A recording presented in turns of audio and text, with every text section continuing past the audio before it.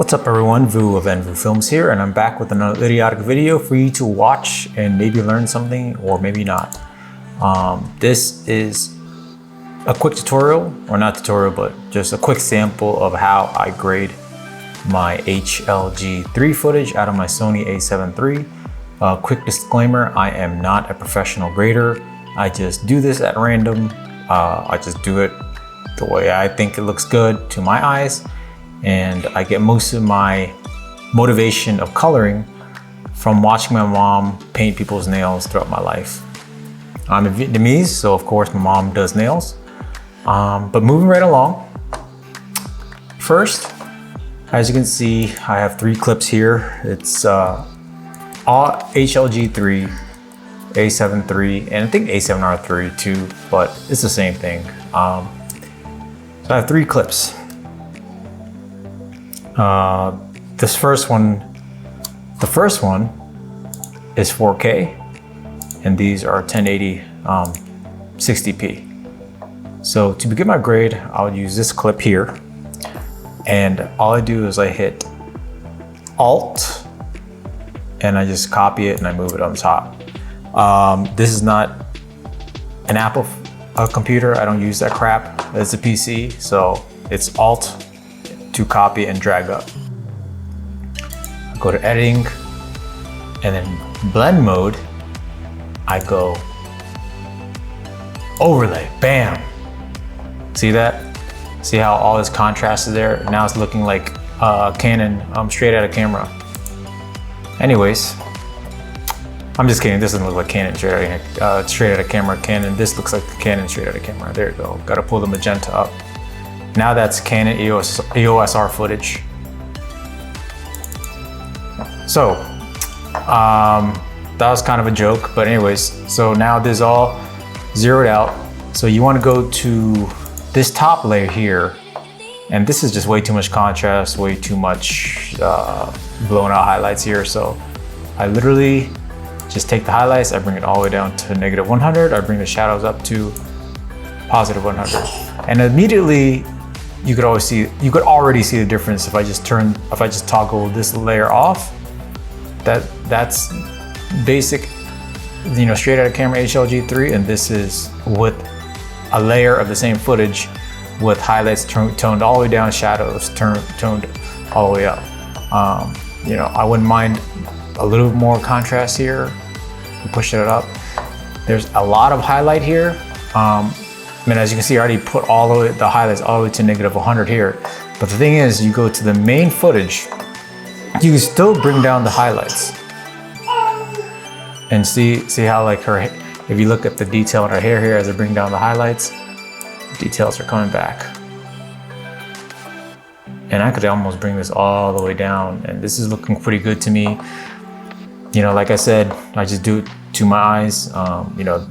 I could probably go a little further, look at her skin tones and all that, but I will not do that for this tutorial. This is just a basic grade. And then HLG3 already looks really good, but this helps bring out some contrast and gives it an extra pop. So again, I'm gonna toggle it off. That's how it looks like out of camera. And this is after the quick grade of the footage. I'm gonna go do the same thing over here. Alt, up, edit, and then go to overlay. Oh, and it's looking like Canon footage again. But anyways, like I said before, tone down the highlights, increase the shadows, and this is actually looking pretty good, but I'm gonna wanna chill the highlights down a little bit on the main clip. Maybe turn down the saturation a little bit. And here is the difference before, after, before, after. And then here's another clip. I'm gonna do the same thing again. I am going to go to edit, overlay, back to effects. This is very contrasty, very straight out of camera Canon. Turn these highlights down, shadows up, and these highlights are still a little bit up there, so I just go to the main footage, bring those highlights down. So it looks good to me. I might want to up the contrast a little bit there. This is looking quite good. And then to go a little further, to make it a little bit more cinematic, I guess, I would just add like a quick adjustment layer at the top. I'll go to creative, give a little about 20 faded film. So see this one, turn the adjustment layer on, off, on. Just gives a little fade, a little bit of I don't know. I just like that look. There you go.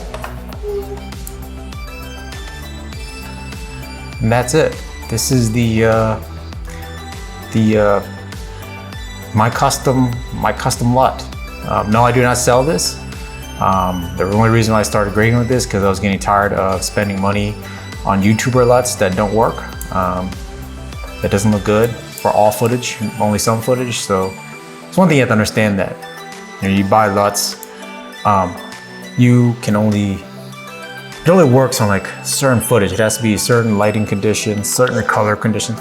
Like you can't just use that LUT for everything.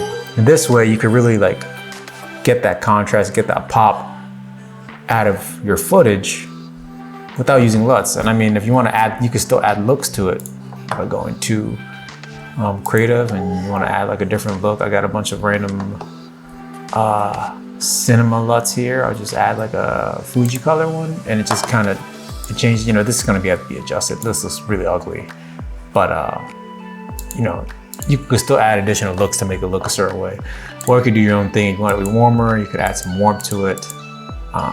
You know, change the tone of it a little bit here and there on your own. But this is how I do quick grades, quick basic grades that look, to me, really nice with HLG3. Pretty much just by layering itself on top. And as you can see, you have a lot of leeway in terms of the highlights and shadows. Anyways, till next time, lighten up.